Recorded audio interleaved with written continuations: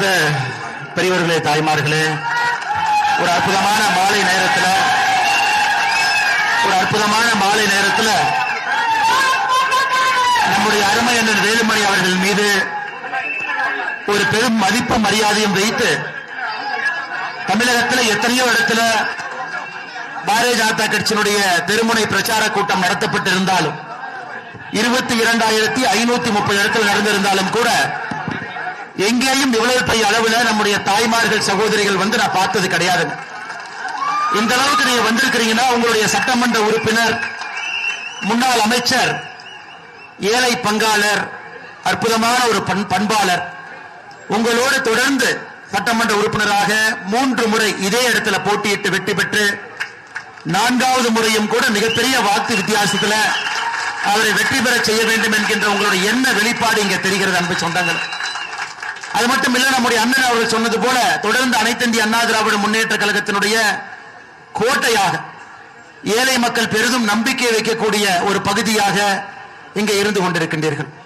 அதனாலதான் மாரியம்மன் திடல்ல ஒரு தெருமுனை பிரச்சார கூட்டத்திற்கு இவ்வளவு பெரிய அளவுல எல்லோரும் சாயந்தரம் எவ்வளவு வேலை இருந்தாலும் கூட அதெல்லாம் விட்டுட்டு வந்திருக்கிறீங்க. அதற்காக உங்களுடைய பாதத்தை தொட்டு வணங்கி எங்களுடைய நன்றிகளையும் கூட இந்த நேரத்தில் தெரிவித்துக் கொள்கின்றோம்.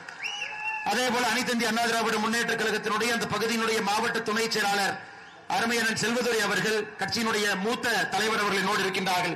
அவர்களுக்கும் என்னுடைய வணக்கத்தை தெரிவித்து, மாவட்டத்தினுடைய பொருளாளர் அண்ணன் NSK கருப்புசாமி அவர்கள் இருக்கின்றார்கள். அவர்களுக்கும் என்னுடைய வணக்கத்தை தெரிவித்து, பாரதிய ஜனதா கட்சியினுடைய அந்த பகுதியினுடைய மாவட்ட தலைவர் அருமையண்ணன் சந்திரசேகர் அவர்கள், இதற்கு முந்தைய மாவட்டத்தினுடைய தலைவர் என்னுடைய அருமை சகோதரர் வசந்த் ராஜன் அவர்கள், அதே போல மேடையின் மீது இருக்கக்கூடிய அண்ணன் GK விஜயகுமார் அவர்கள், அண்ணன் TP வேலுசாமி அவர்கள், இந்த பகுதியினுடைய ஒன்றிய செயலாளர்கள், அதே போல ராமமூர்த்தி அண்ணன் அவர்கள், சக்திவேல் அவர்கள், நகரத்தினுடைய செயலாளர் அருமையண்ணன் சங்கர் அவர்கள், இலக்கியனினுடைய மாவட்ட செயலாளர் மிக அற்புதமாக பேசிக் கொண்டிருந்தார்கள் அண்ணன் லட்சுமிகாந்தன் அவர்கள், மாவட்டத்தினுடைய கவுன்சிலர் அண்ணன் பிரதீப் அவர்கள், மேடையின் மீது இருக்கக்கூடிய அனைத்து இந்திய அண்ணா திராவிட முன்னேற்ற கழகத்தினுடைய மூத்த தலைவர்கள், மேடையினுடைய முன்னிருக்கையில் இருக்கக்கூடிய மூத்த தலைவர்கள், தொண்டர்கள் எல்லோருக்கும் என்னுடைய வணக்கத்தை தெரிவித்துக் கொள்கின்றேன். அதே போல பாரதிய ஜனதா கட்சியில் இணைந்திருக்கக்கூடிய முன்னாள் சட்டமன்ற உறுப்பினர் அண்ணன் சின்ராஜ் அவர்கள், அம்மா மக்கள் முன்னேற்ற கழகத்தினுடைய மாவட்டத்தினுடைய செயலாளர் அண்ணன் SR சதீஷ்குமார் அவர்கள் இருக்கின்றார்கள்.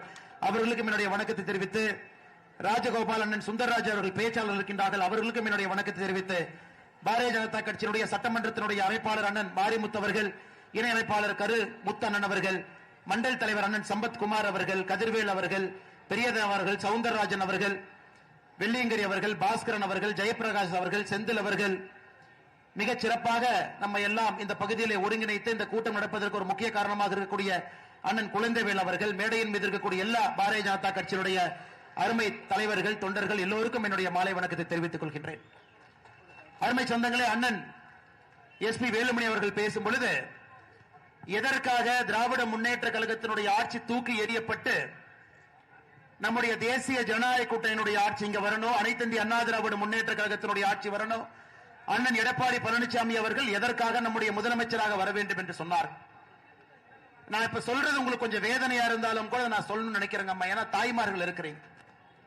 10ஆம் தேதிங்கிறது என்னங்க அம்மா, இன்னிலிருந்து 3 நாளைக்கு முன்னாடி விளாத்திக்குளம், தூத்துக்குடி பகுதியில் விளாத்திக்குளத்துல ஒரு குழந்தை 12வது பரீட்சை எழுதிட்டு வீட்டுக்கு வராங்க. ஒரு ஏழை குழந்தை. அம்மா கூலி வேலைக்கு போறாங்க. அந்த பாப்பாவுடைய பெயர் 17 வயசு இருக்கிறாள். அப்புறம் பேர் சொல்லக்கூடாதுங்க, அது ஒரு குற்றமாயிரும். பாப்பாக்கு ஒரு பேர். 10வதுல அந்த பாப்பா 500க்கு 495 மதிப்பெண் வாங்கின பாப்பா. 500க்கு 495. ஒரு ஏழை குடும்பத்தினுடைய பாப்பா. வீட்டிலிருந்து டாய்லெட் இல்ல, ஒரு வயக்காட்டுக்கு போறாங்க. 6:30 மணிக்கு போறாங்க. 8:30 மணி வரைக்கும் அந்த பாப்பாவை காணோம். அப்பா அம்மா எல்லாம் தொலைட்டு போறாங்க, அந்த பாப்பாவை காணோம். 9 மணிக்கு காவல் நிலையத்துக்கு போறாங்க. விளாத்திக்குளம் பக்கத்துல ஒரு காவல் நிலையத்துக்கு. காவல் ஆய்வாளர், நான் கேஸ் எடுத்துக்க மாட்டேங்கம்மா, மகளிர் காவல் நிலையத்துக்கு போங்கிறாங்க. நைட்டு ஃபுல்லா தொலைவறாங்க, அந்த குழந்தையை காணோம். அடுத்த நாள் காலையில விளாத்திக்குளத்தில் இருக்கக்கூடிய அனைத்து மகளிர் காவல் நிலையத்துக்கு போறாங்க. அங்க இருக்கக்கூடிய காவல் ஆய்வாளர் என்ன சொல்றாருன்னா, உன் பொண்ணு யாரு கூடயாச்சும் ஓடி போயிருக்கும், போய் நல்லா தொலைவிட்டு வா அப்படின்னு. யாருகிட்ட? தாய் கிட்டீங்க. கேட்கக்கூடாத வார்த்தை, ஒரு தாய் கேட்கக்கூடாத வார்த்தை. மறுபடியும் வர்றாங்க, மத்தியானம் வரைக்கும் தொலைவுறாங்க. மத்தியானம் 1:30 மணிக்கு அந்த பாப்பா காணாம போனது 10ஆம் தேதி சாயந்தரம் 6:30 மணிக்கு 11ஆம் தேதி மத்தியானம் 1:30 மணிக்கு எங்க இதற்கு முன்னாடி தொலாவுனாங்களோ வயல்வெளி பகுதியில் அந்த பாப்பா பாலியல் துன்புறுத்தப்பட்டு கழுத்து நெரிக்கப்பட்டு கொலை செய்து கயவர்கள் தூக்கி வீசிட்டு போயிட்டாங்க. திராவிட முன்னேற்ற கழகத்தினுடைய ஆட்சி எதற்காக தூக்கி எறியப்பட வேண்டும் என்று பல சம்பவங்களை சொன்னா கூட அந்த ஒரு சம்பவங்கம்மா, ஒரு பானை சோறுக்கு ஒரு சோறு பதம் என்பது போல, ஒரு ஏழை குடும்பத்தில் பிறந்த ஒரு குழந்தை படிப்பினால் மட்டும்தான் மேல வர முடியுங்க, வேற எதனாலே வர முடியாது. அந்த குழந்தைக்கு கஷ்டப்பட்டு படிக்க வைக்கிறாங்க. 500க்கு 495, இதை விட மார்க் வாங்க முடியுமா நீங்க சொல்லுங்க? 12வது பரீட்சை எழுதுறாங்க, வீட்டுல டாய்லெட் இல்ல, வெளியே போறாங்க. அங்க இருக்கக்கூடிய காவல்துறை அதிகாரிகள் கம்ப்ளைண்ட் கொடுத்த உடனே அதை வாங்கி ஒரு 7:30 மணிக்கு அந்த ஊரை சுத்தி தொலாவி பக்கத்து ஊர்ல தொலாவுனா இது நடந்திருக்குமா? அவங்களை அலக்கழிச்சு அடுத்த விழாத்துக்குள்ள மகளிர் காவல் நிலையத்துக்கு போய் அங்க அவமானப்படுத்தி 1:30 மணிக்கு சடலை தடுத்திருக்கிறாங்க. ஆறுதல் சொல்றதுக்கு திமுக காரங்க போறாங்க, ஊருக்குள்ளேயே விடல. கனிமொழி அவர்கள் சென்றிருக்கின்றார்கள் என்று ஊருக்குள்ளேயே வராதிங்கிட்டாங்க. இன்னைக்கு பட்டி தொட்டி எல்லாம் பெண்களுக்கு இருக்கக்கூடிய மிகப்பெரிய பிரச்சனை, யாருமே நிம்மதியா வீட்டுல தூங்க முடியலங்க, நடந்து போக முடியல, யாருக்குமே எங்கேயுமே உயிர் பயம் இருக்கு. நீ குழந்தை அந்த மாதிரி கொண்டு பண்ணிருக்காங்க. இந்த மாதிரி சொல்லிக்கிட்டே போலாங்க. கிருஷ்ணகிரியில 2.5 வயசு குழந்தை பாலியல் வன்கொடுமை பண்ணி துன்புறுத்தி கொண்டிருக்கின்றார்கள். யாருன்னா திமுக பொறுப்பில் இருக்கக்கூடிய ஒரு நபர். அருமை சொந்தங்களே, அதனாலதான் நம்முடைய பிரதமர் அவர்கள் சமீபத்தில் சொன்னாங்க, புரட்சி தலைவி அம்மா அவர்கள் ஆட்சியில் இருக்கும் பொழுது பெண்களுக்கு எதிரான குற்றத்தை யாராச்சும் செஞ்சாங்கன்னா அவர்கள் இருக்க முடியுமா அப்படின்னு ஒரு கேள்வியை வச்சாங்க. அது புரட்சி தலைவி அம்மாவுடைய பிறந்த நாள்ல பாரத பிரதமர் அவர்கள் சொன்னார்கள். அப்படிப்பட்ட தமிழகத்தில் இன்னைக்கு திராவிட முன்னேற்ற கழகத்தினுடைய ஆட்சியில ஒரு குழந்தை, பெண் குழந்தையா இருக்கட்டும், தாய்மாரா இருக்கட்டும், மூதாட்டியா இருக்கட்டும், 65 வயது 75 வயது மூதாட்டியா இருக்கட்டும், யாருக்குமே பாதுகாப்பு இல்லாத ஒரு தமிழகம். இந்த ஒரே ஒரு காரணத்திற்காக நீங்க திராவிட முன்னேற்ற கழகத்தை ஆட்சியிலிருந்து தூக்கி போட வேண்டிய கட்டாயம் நமக்கு இருக்குதுங்க. அம்மா அண்ணன் எடப்பாடி பழனிசாமி அவர்கள் நல்ல அனுபவம், முதலமைச்சராக அனுபவம், சட்டமன்ற உறுப்பினராக அனுபவம், ஏழை மக்களோடு சேர்ந்து பழகிய ஒரு அனுபவம், விவசாய குடும்பத்தில் பிறந்த ஒரு அனுபவம், சின்ன ஒரு கிராமத்தில் பிறந்த இன்னைக்கு ஒரு மிகப்பெரிய கட்சியினுடைய பொதுச் செயலராக இருக்கக்கூடிய அனுபவம். அரசியல்ல ஒரு பொறுப்புக்கு வர்றவங்க, அதிகாரத்துக்கு வர்றவங்க இப்படித்தான் இருக்கணும்னு நினைப்போம். நம்மள மாதிரி இருக்கணும், நம்ம பிரச்சனையை புரிஞ்சுக்கணும், நம்மளைய பார்த்தாலே என்னன்னு அவங்களுக்கு தெரியணும். தங்க தட்டுல சாப்பிட்டு கூடாது, தங்க ஸ்பூன்ல சாப்பிட்டு கூடாது, காலையில 11 மணிக்கு எந்திரிச்சிருக்க கூடாது, தோட்டத்தில் வேலை செஞ்சிருக்கணும். அவர்கள் நம்முடைய தலைவர்களாக வந்தால் நம் பிரச்சனை தெரியும் என்று நினைப்போம். இன்னைக்கு அந்த மாதிரி ஒரு தலைவர் நமக்கு இருக்கிறாங்க. முதலமைச்சர் வேட்பாளர் நம் முன்னால் இருக்கின்றார்கள். நீங்க எதுவுமே யோசிக்கிறதுக்கு ஒண்ணுமே இல்லைங்க. நான் தொண்டாமுத்தூர் தொகுதிக்குள்ள வரும் பொழுது திமுக காரங்க இன்னைக்கு போஸ்டர் மட்டும்தான், வேற எங்கேயும் மக்கள் அவங்களை எங்கேயும் ஊருக்குள்ளேயே விடுறதில்ல. ஒரு போஸ்ட் ஒட்டிந்தாங்க தொண்டாமுத்தூர் தொகுதிக்கு வெளியே பார்த்தேன், இந்த முறை வெச்ச குறி தப்பாது தொண்டாமுத்தூர்ல 3 முறை தோத்து மறுபடியும் அதே குறியை வைத்து மறுபடியும் தொண்டாமுத்தூர்ல மிகப்பெரிய வாக்கு வித்தியாசத்தில் திராவிட முன்னேற்ற கழகம் நீங்க தோக்கத்தான் போறாங்க. அதுக்கு எதுக்கு வீணா போஸ்டுக்கு செலவு பண்ணி அது ஒற்றவங்களுக்கு எல்லாம் செலவு பண்ணிட்டு ஏதை பண்ணிட்டு இருக்கிறீங்க? இன்னைக்கு திராவிட முன்னேற்ற கழகத்தை பொறுத்தவரை நாங்க தாய்மார்களுடைய வங்கி கணக்குக்கு 5000 ரூபாய் போட்டோம், 5000 ரூபாய் போட்டோம். இது ஒரு படத்துல ஜனகராஜ் என்ன ஒரு டவுன் பஸ் ஏற போற, எதுக்கு நீங்க சந்தோஷமா இருக்கீங்கன்னா என் பொண்டாட்டி ஊருக்கு போயிட்டு அதனால நான் சந்தோஷமா இருக்கிறேன். அந்த மாதிரி இல்லை. இன்னைக்கு தாய்மார்களுக்கு தெரியும், இன்னைக்கு அதனால தாய்மார்கள் சந்தோஷமா இருக்கிறாங்க. 5000 ரூபாய் அக்கௌண்ட்டுக்கு வந்துருச்சு, எங்களுக்கு ஓட்டு போட போறாங்க. எந்த தாய்மார்களும் சந்தோஷம் அல்ல, அவங்களுக்கு வர வேண்டிய பணம் வங்கி கணக்குக்கு வந்திருக்கு, அவ்வளவுதான். உங்க பணம் உங்க வங்கி கணக்குக்கு வந்திருக்கு. இதுல சந்தோஷப்படுறதுக்கு ஒண்ணு இல்லைங்களேங்கம்மா. 28 மாதம் பணம் கொடுக்காம 28 மாதம் பணம் கொடுக்காம சட்டமன்றத்தில் நம்முடைய சட்டமன்ற உறுப்பினர்கள் எல்லாம் சண்டை போட்டு 29வது மாசத்துல 1000 ரூபாய் கொடுத்து இன்னைக்கு 32 மாசத்துக்கு 32,000 ரூபாய், பொங்கலுக்கு 5000, மொத்தமா திராவிட முன்னேற்ற கழகம் இந்த ஆட்சியில உங்களுக்கு 5 ஆண்டுகள்ல கொடுத்த பணம் என்பது 37,000. 1825 நாளுங்கம்மா. கணக்கு போட்டு பார்த்தா ஒரு நாளைக்கு 20 ரூபாய் கொடுத்திருக்காங்க. ஒரு நாளைக்கு 20 ரூபாய் உங்களுடைய வங்கி கணக்கு கொடுத்திருக்காங்க. ஒரு நாளைக்கு 20 ரூபாய். எதுக்கு திமுக காரங்க கொக்கரிச்சிட்டு இருக்காங்கன்னு எனக்கு தெரியலீங்க. ஆனா இன்னைக்கு 28 மாதமும் வர வேண்டிய பணம் வரல. அண்ணன் எடப்பாடி பழனிசாமி அவர்கள் சொன்னது போல நாம் ஆட்சிக்கு வந்தவுடன் 1,30,30,00,000 தாய்மார்களுக்கு ஏன் இன்னும் அதிகமாக, நிறைய தாய்மார்கள் அவங்க சேர்த்தவே இல்லை, அவர்களுக்கு 1000 ரூபாயிலிருந்து 2000 ரூபாயாக உயர்த்தப்படும் என்கின்ற தேர்தல் வாக்குறுதி.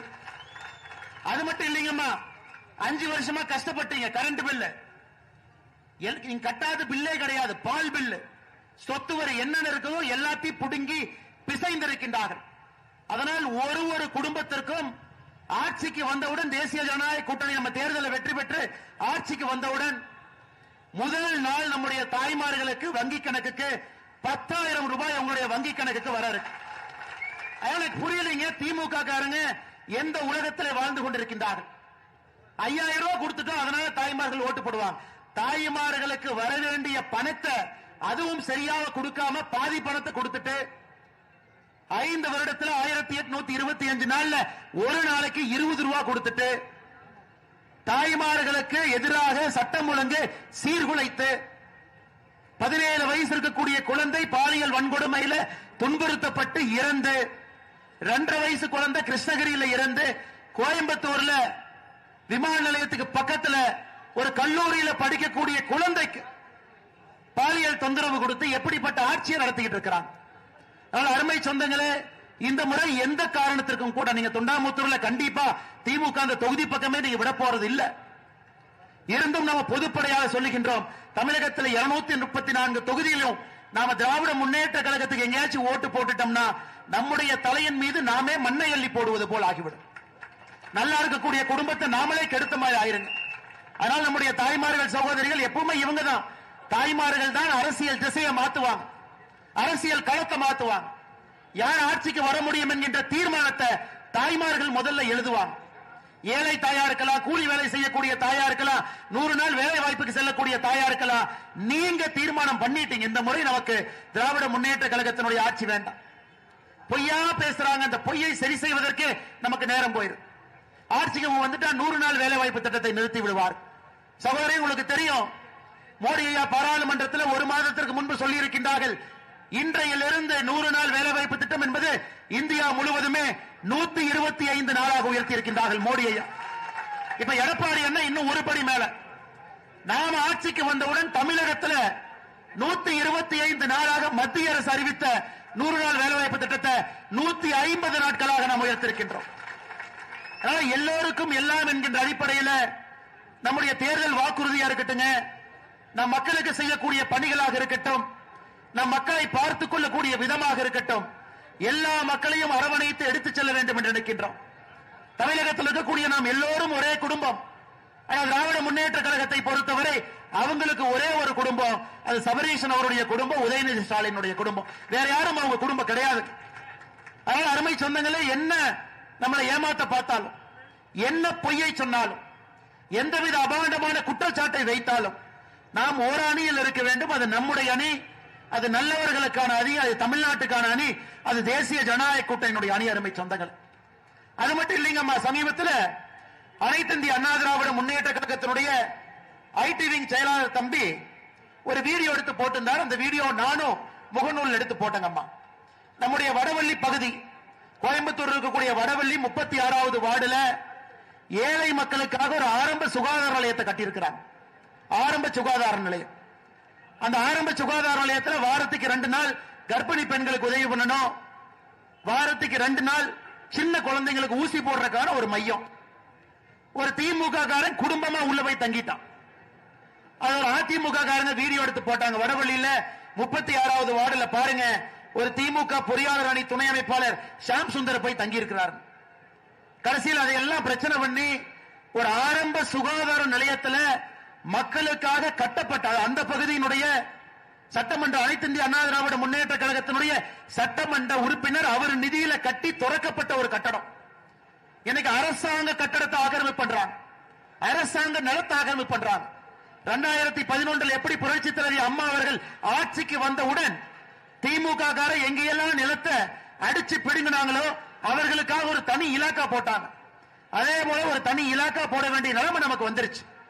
ஏழை தாயினுடைய வயிற்றிலே அடித்து பிடுங்கி அரசு சொத்தை அபகரித்து கொள்ளையடித்து ஊழல் செய்து இன்னைக்கு மக்களுக்கு சட்டம் ஒழுங்கு பாதுகாப்பு இல்லாத ஒரு தமிழகத்தை உருவாக்கி இருக்கக்கூடிய திராவிட முன்னேற்ற கழகத்தை நம்ம வீட்டுக்கு அனுப்ப வேண்டிய கட்டாயம் நமக்கு இருக்குங்கம்மா. நமக்கு இந்த ஆட்சி வேண்டாம், ஸ்டாலின் ஐயா வேண்டாம். 5 வருஷம் நம்ம பார்த்துட்டுங்க. தப்பி தவறி தான் அவரே வந்தாருங்க. 4 லட்சம் வாக்கு வித்தியாசம் தான். 2021 தேர்தலை மொத்தமா எடுத்துக்கிட்டீங்கன்னா அனைத்து இந்திய அண்ணா திராவிட முன்னேற்ற கழகம் தலைமையிலான தேசிய ஜனநாயக கூட்டணியும் திராவிட முன்னேற்ற கழக கூட்டணி அந்த பக்கம் பாத்தீங்கன்னா மொத்த தமிழ்நாட்டுக்கு சேர்த்து 4 லட்சம் ஓட்டு தான் வித்தியாசம். அது ஒரு பெரிய வித்தியாசம் கிடையாதுங்க. ஆனால் இந்த முறை எந்த காரணத்திற்கும் கூட திராவிட முன்னேற்ற கழகத்தை நாம் ஆட்சியில் விடக்கூடாது. அவங்க நமக்கு வேண்டாம், வெறும் பொய்ய மட்டும் சொல்றாங்க. இன்னைக்கு எதற்காக பாரதிய ஜனதா கட்சி நாம் எல்லோரும் ஒரே அணியில ஒருங்கிணைந்து அண்ணன் எடப்பாடி பழனிசாமி அவர்களை முதலமைச்சராக கொண்டு வர வேண்டும் என்று ஏன் பேசுகின்றோம்? ஏன்னா பாரத தலைவர் ஐயா நரேந்திர மோடி அவர்கள் உத்தரவு போட்டிருக்கிறாங்க. என்ன சொல்லியிருக்கிறாங்க? அதிமுக ஆட்சியில் இருந்த பொழுது இந்தியாவில் எங்கேயுமே 2016 இருந்து 21 வரை ஒரே நேரத்தில் 11 மருத்துவக் கல்லூரி ஒரே நேரத்தில் நம்ம கொடுக்கலீங்கம்மா. தமிழகத்துக்கு கொடுத்தோம், கேட்டு வாங்கினாங்க, சிறப்பா செஞ்சாங்க. நீலகிரியிலிருந்து கொங்கு மண்டலத்தில் 6 கல்லூரிகளை திறந்து இன்னைக்கு குழந்தைங்க எல்லாம் மருத்துவம் படிக்கிறாங்க. அதே போல அதிமுக அங்கே ஆட்சியில் இருந்த பொழுது மத்திய அரசுடைய திட்டங்கள் இங்கே முழுமையாக வந்துச்சு. இன்னைக்கு பிரதமர் வருத்தப்படுறாங்க, ஏழை மக்களுக்கு கொடுக்கக்கூடிய வீட்டு திட்டத்தை திராவிட முன்னேற்ற கழக அரசு முடக்கி இருக்கின்றார்கள் அப்படின்னு பிரதமர் குற்றம் சாட்டுறாங்க. பாருங்க, ஒரு நாட்டினுடைய பிரதமர் ஐயா மோடி அவர்கள் பொது மேடையில் சொல்றாங்க, டெல்லியிலிருந்து நாங்கள் கொடுக்க வேண்டும் என்று நினைக்கின்றோம். தமிழக மக்களுக்கெல்லாம் கிராமப்புறத்தில் வீடு கொடுக்கணும்னு நினைக்கிறோம். அதையெல்லாம் முடக்கி வைத்திருக்கின்றார்கள்.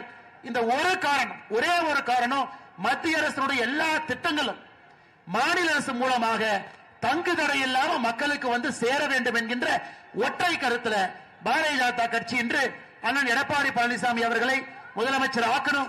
234 தொகுதியிலும் தேசிய ஜனநாயக கூட்டணி ஜெயிக்கணும். நமக்கு என்னங்கம்மா, நாம் எல்லோரும் அரசியல் இருப்பது மக்கள் நல்லா இருக்கணும், மக்கள் நல்லா இருக்கணும். மத்திய அரசுடைய திட்டத்தையும் விட மாட்டீங்க, மாநில அரசு நீங்களும் திட்டம் போட மாட்டீங்க, பொய்யா சொல்றீங்க, தலைக்கு மேல கடன் வாங்கி வச்சிருக்கிறீங்க. இன்னைக்கு தாய்மார்கள் நீங்க உட்கார்ந்து இருக்கிறீங்கம்மா, உங்களுக்கு தெரியும் திராவிட முன்னேற்ற கழகம் ஆட்சிக்கு வந்த பொழுது 2021 ஒரு ரேஷன் அட்டையின் மீது இருந்த கடனுங்கம்மா, ஒரு தலையின் மீது ரேஷன் அட்டையின் மீது இருந்த கடன் 2,10,000 ரூபாய். இன்னைக்கு 5 ஆண்டுகள் ஆட்சி முடிந்து ஒரு ரேஷன் அட்டையின் மீது இருக்கக்கூடிய கடன் ஒரு தலையின் மீது 4,82,000 ரூபாய். அப்ப 5 வருஷத்துல ஒரு ரேஷன் அட்டைக்கு 2,72,000 ரூபாய் கடன் வாங்கியிருக்காங்க. கடன் அம்மா உங்களுக்கு கொடுத்தது எவ்வளவு? 32,000 ரூபாய், 32 மாசம் 1000, 5,000 ரூபாய் பொங்கல், 37,000. அது 1,825 நாள், 5 வருஷம் கணக்கு போட்டா ஒரு நாளைக்கு 20 ரூபாய் பாக்கெட்ல 20 ரூபாய். ஆனா உங்க மேல கடன் வாங்கி இருக்கிறது 5 ஆண்டுகள்ல 2,72,000. 2,72,000 5 வருஷம் பாருங்க, ஒரு நாளைக்கு 150 ரூபாய் கடன். இதுதாங்க கருணாநிதி தனம் நம்ம சொல்றோம் இல்லைங்களா? அடிக்கடி கருணாநிதி தனம்னு சொல்றோம். ஏன்பா என் தலைமையில 150 ரூபாய் கடன் வாங்கி என் பாக்கெட்ல 20 ரூபாய் வச்சு 130 ரூபாய் நீ ஆட்டையை போட்டேன்னு சொல்லுவாங்கல்லங்கம்மா, அதான் இந்த 5 ஆண்டு. இதுக்கு ஒரு பேரு திராவிட மாடல் அரசு, இதுக்கு ஒரு பேரு வேற வச்சிருக்காங்க. நாங்க மேடை போட்டு அண்ணன் சொன்னது போல நாளைக்கு திமுக காரங்க இங்க வந்து நாம் சொன்ன தரவு தப்புன்னு சொல்லட்டும், நான் பொது மன்னிப்பு கேட்கிறேங்கம்மா, பொது மன்னிப்பு கேட்கிறேன். இல்ல அப்படி இல்லவே இல்ல, நான் பொது மன்னிப்பு இதே இடத்துல மேடை போட்டு கேட்கிறேங்கம்மா. உங்க பேரை வைத்து ரேஷன் அட்டையை வைத்து 5 ஆண்டுகள் 2,72,000 ரூபாய் கடன், ஒரு நாளைக்கு 150 ரூபாய். ஆனா உங்களுக்கு வந்தது 20 ரூபாய், ஒரு நாளைக்கு 130 ரூபாய் உங்களுக்கு கடன். என்ன ஆச்சுங்கம்மா, என்ன ஆச்சு? ஆனால் நம்முடைய ஆட்சி வந்த பிறகு இன்னைக்கு நாம மக்களுக்கு பல விஷயங்களை சொல்லி இருக்கின்றோம். 2,000 ரூபாய். இன்னைக்கு திமுக காரன் சொல்றான், இல்ல அதிமுக சொல்லுவாங்க செய்ய மாட்டாங்க. நம்முடைய ஆட்சி மகாராஷ்டிராவில் இருக்குதுங்கம்மா. இதற்கு முன்பு கூட்டணி ஆட்சி, இன்னைக்கு கூட்டணி ஆட்சியில் இருக்கும். அங்க மகாராஷ்டிராவில் ஒரு சகோதரிக்கு 2,100 ரூபாய் நம்முடைய அரசு கொடுக்குது. 2,100. அப்ப இங்க அனைத்து இந்திய அண்ணா திராவிட முன்னேற்ற கழகத்தினுடைய பொதுச் செயலாளர் எடப்பாடி பழனிசாமி அவர்கள் ஒரு சகோதரிக்கு 2,000 கொடுப்போம்னா முதல் மாசம் முதல் நாள் 2,000 ரூபாய் கொடுப்போம்மா, 29வது மாசம் கொடுக்க மாட்டோம். அதனால எந்த அடிப்படையிலும் நீங்க திமுகவுக்கு வாக்களிக்க வேண்டிய அவசியம் இல்லைங்க. சட்டம் ஒழுங்கு கெட்டு போச்சு. தலை மீது கடன் சொல்றேன்னு சொல்லக்கூடிய பணம் நேரத்துக்கு வர்றதில்லை. எந்த இடத்திலும் கூட எந்த வேலையும் செய்யலீங்கம்மா. இன்னைக்கு ஜிடி நாயுடு பாலம், அதுக்கு மட்டும் முதலமைச்சர் வர்றாரு. அடிக்கல் நாட்டினது யாரு? அனைத்து இந்திய அண்ணா திராவிட முன்னேற்ற கழகம். கோயம்புத்தூர் மாவட்டத்துக்குள்ள சுத்தி சுத்தி சுத்தி சுத்தி முதலமைச்சர் வந்து சாம்பிராணி போடுற மாதிரி போட்டுக்கிட்டே இருக்காரு. மக்களுக்கு சாம்பிராணி போடுற மாதிரி அவர் எதுக்கு வர மாட்டார், நேரா வருவாரு. ஒரு லைப்ரரியை பார்க்கறதுக்காக ஒரு 10 பேர் சேருவாங்க, திரும்ப பிளைட்ல போயிருவார். அடிப்படையில் கிராமப்புறத்துக்கு ஆரம்ப சுகாதார நிலையத்தை கட்டி கொடுத்தாங்களா? இல்லை, இந்த ஆட்சியில வரலீங்க. கிராமப்புறத்துக்கு பேருந்து நிலையம் இந்த ஆட்சியில வரல. அண்ணன் எஸ்பிபி அவர்கள் சொன்னது போல அடுத்த கட்டம் செல்வதற்கான உயர் சிகிச்சை இந்த ஆட்சியில் இல்ல. ஏழை மக்கள் மடிந்து கொண்டிருக்கின்றார்கள். நான் ஒரே ஒரு புள்ளி விவரத்தை சொல்றேன் பாருங்கம்மா. நாம எல்லாம் கூட்டம் போட்டு சொல்றோம், தமிழகத்தில் ரேப் அதிகமாயிருச்சு, தமிழகத்தில் பெண்களுக்கு எதிரான குற்றம் அதிகமாயிருச்சு. நேற்று நம்முடைய உள்துறை செயலாளர் பத்திரிகையாளர் சந்திப்பு நடத்தார். நீங்க பாருங்கம்மா, தமிழகத்தினுடைய உள்துறை அமைச்சர் யாருன்னா முதலமைச்சர்.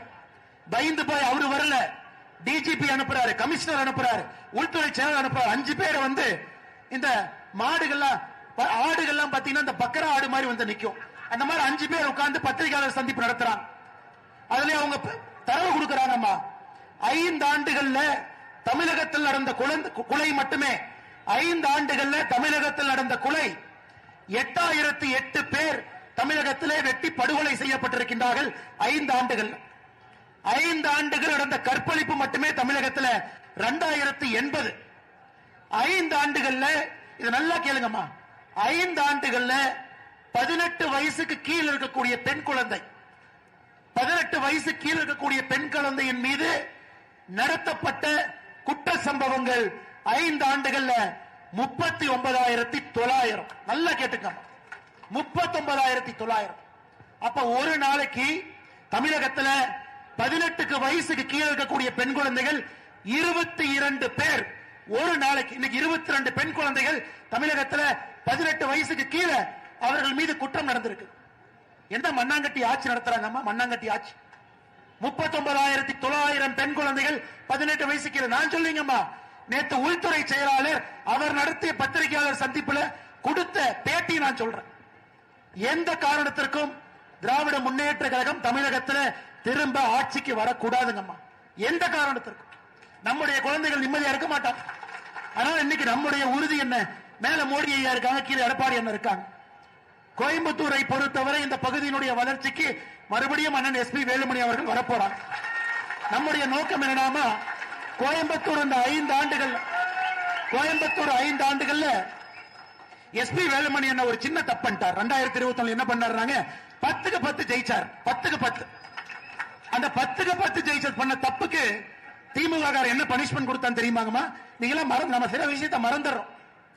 கொரோனா தடுப்பூசி மருந்த கோயம்புத்தூருக்கு 3 மாசம் நிறுத்தினாங்க, குறைவா கொடுத்தாங்க. இங்கே அனைத்து இந்திய அண்ணா திராவிட முன்னேற்ற கழகம் கட்சி ஆர்ப்பாட்டம் பண்ணாங்க, பாரதிய ஜனதா கட்சி ஆர்ப்பாட்டம் பண்ணுச்சு, அமமுக ஆர்ப்பாட்டம் பண்ணாங்க, தமிழ் மாநில காங்கிரஸ் ஆர்ப்பாட்டம் பண்ணாங்க. அம்மா, நான் சொல்வது 2021 மே மாசம், ஜூன் மாசம், ஜூலை மாசம். அது எப்படி கோயம்புத்தூர்ல 10க்கு 10 இங்க தேசிய ஜனநாயக கூட்டணி ஜெயிக்கலாம்? ஆர்ப்பாட்டம் செய்து நீங்க தடுப்பூசி கம்மியா கொடுக்கறீங்க, வேற வேற பகுதிக்கு அனுப்புறீங்கன்னு சொன்ன பிறகு முதலமைச்சர் வந்து பத்திரிகையாளர் சந்திப்பு கோயம்புத்தூர் நடத்தினார். இஎஸ்ஐ மருத்துவமனைக்கு சிங்கானல்லூருக்கு போயிட்டு சொன்னார், ஐயோ அப்படி இல்லைங்க, அப்படி இல்லைங்க, நான் கோயம்புத்தூருக்கு எல்லாமே கொடுப்போம். கோயம்புத்தூர் மக்கள் தெளிவா இருக்கிறாங்க. இன்னைக்கு தயாநிதி மாறன் சொல்றாரு, கோயம்புத்தூர்காரங்க பக்கத்தூர்காரங்களை கெடுப்பாங்களாமா. பாருங்கம்மா, தயாநிதி மாறன் அவர் சொல்லும் போது அதை கேட்டு கை தட்டி சிரிச்சது யாருன்னா செந்தில் பாலாஜி, 10 ரூபா பாலாஜி. தயாநிதி மாறன் அம்மா, என்னைக்கு கருணாநிதி அவர்கள் ஒரு முறை சொன்னார்கள், நெல்லை எங்கள் எல்லை, குமரி எங்கள் தொல்லை. அதாவது திருநெல்வேலி வரைக்கும் தான், கன்னியாகுமரிக்குள்ள நாங்க போக மாட்டோம். அன்றையிலிருந்து கன்னியாகுமரி திராவிட முன்னேற்ற கழகத்துக்கு இல்லை, அது காங்கிரஸ் கிட்ட இருக்கும், வேற கட்சி கிட்ட இருக்கும். நெல்லை எங்கள் எல்லை, குமரி எங்கள் தொல்லைனார். அன்னையோட கன்னியாகுமரி வெளியே போயிடுச்சு. திமுக காரன் நான் ஓட்டு போட மாட்டேன். இன்னைக்கு தயாநிதி மாறன் சொல்லுகின்றார், கோயம்புத்தூர்காரங்க குசும்காரங்க பக்கத்தூர்காரங்களை கெடுப்பாங்க. கோயம்புத்தூர்காரர்கள் அவர்களும் வாழ்வார்கள், வெளியே இருந்து யார் வருகின்றார்களோ அவர்களையும் வாழ வைப்பார்கள். இந்த மண்ணிற்கான அதற்கு நானே ஒரு உதாரணம். 2002 இந்த ஊருக்கு படிப்பதற்காக வந்த 23 ஆண்டுகளுக்கு முன்பு பொறியியல் படிப்பதற்காக இதே ஊரில் திருமணமும் செய்து கொண்டேன். கோயம்புத்தூரை பொறுத்தவரை அவர்களும் நன்றாக இருப்பார்கள், அடுத்தவர்களுக்கும் ஒரு வாய்ப்பு கொடுத்து வளர வைப்பார். இன்னைக்கு அந்த கட்சி எங்க வெல்லாமா? இப்படி சொல்றவங்களை வெல்லாமா? அதனால் நீங்கள் தயாநிதி மாறன் அவராக இருக்கட்டும், செந்தில் பாலாஜியாக இருக்கட்டும், இந்த ஊரினுடைய தன்மை ரொம்ப மரியாதை கொடுக்கிறவங்க கோயம்புத்தூர்காரங்க. ஒரு அடி அடிச்சா கூட ஏனுங்க அடிக்கிறீங்க அப்படிம்பாங்க, ஏனுங்க அடிக்கிறீங்க. அந்த அளவுக்கு மரியாதை தெரிந்த கோயம்புத்தூர்காரங்களுக்கு மரியாதை கொடுக்க தெரியாத திராவிட முன்னேற்ற கழகம் எப்பவும் வேண்டாம். மறுபடியும் இந்த முறை இந்த பகுதியில் 10க்கு 10 மறுபடியும் அண்ணன் வேலுமணி அவர்கள் போன முறை 10க்கு 10, இந்த முறை 10க்கு 10 நம்முடைய ஆட்சி. ஒரு பெரிய பொறுப்புல மாரியம்மனுடைய அருள் அண்ணன் எஸ்பி வேலுமணி அவர்கள் இந்த பகுதிக்கு மறுபடியும் வரட்டும். எங்களுக்கு தேவையெல்லாம் கோயம்புத்தூருடைய பெருமை உயரட்டும், கோயம்புத்தூர் வளரட்டும், அது எங்களுக்கு போதும். அதுக்காக மட்டும் நாங்கள் உழைத்துக் கொண்டிருக்கின்றோம். அருமை சொந்தங்களே, மறந்தும் இருந்து விடாதீர்கள், இருந்தும் மறந்து விடாதீர்கள். தேர்தல் எப்ப வேணாலும் வரப்போகுது. இந்த தொகுதியில நீங்க ரெட்டலைக்கு வாக்களிக்க போறீங்க. எங்கெல்லாம் தேசிய ஜனநாயக கூட்டணி இருக்குதோ அந்தந்த கட்சியினுடைய சின்னத்திற்கு, பாரதிய ஜனதா கட்சிக்கு தாமரையில் நினைக்க போறீங்க, அமமுக இருக்கிறாங்க குக்கர்ல போட போறீங்க, தமிழ் மாநில காங்கிரஸ் இருக்கிறாங்க சைக்கிள் சின்னத்தில் போட போறீங்க. கூட்டணி கட்சி மிக முக்கியமாக இந்த தொகுதியில ஒரு வரலாறு காணாத வெற்றி. எப்ப போஸ்ட் அடிச்சு இந்த முறை குறி தப்பாத போஸ்ட் அடிக்கிறானோ வரலாறு காணாத வெற்றியை தொண்டாமுத்தூர்ல நீங்கள் அளிப்பீர்கள் என்கின்ற முழு நம்பிக்கையோடு தெருமுனை பிரச்சார கூட்டத்திற்கு வந்திருக்கக்கூடிய எல்லா முன்னறிக்கையில் இருக்கக்கூடிய பெரியவர்கள், இந்த கட்சியினுடைய மூத்தவர்கள், எல்லா நம்முடைய தாய்மார்கள், அம்மா நாம வந்தோம்னா 100 நாள் வேலை வாய்ப்பு 150 நாள் என்பதை நீங்கள் மறந்து விடாதீர்கள். நிச்சயமாக உங்களோடு அண்ணன் எடப்பாடி பழனிசாமி அவர்கள் இருப்பார்கள் என்கின்ற ஒரு நம்பிக்கையை உங்களுக்கு அளித்து தேசிய ஜனநாயக கூட்டணிக்கு நீங்கள் வாக்களிக்க வேண்டும் என்கின்ற ஒரு வேண்டுகோளை உங்களுடைய பாதத்தை தொட்டு வணங்கி இந்த நேரத்தில் வைக்க விரும்புகின்றோம். நன்றி, வணக்கம். அம்மா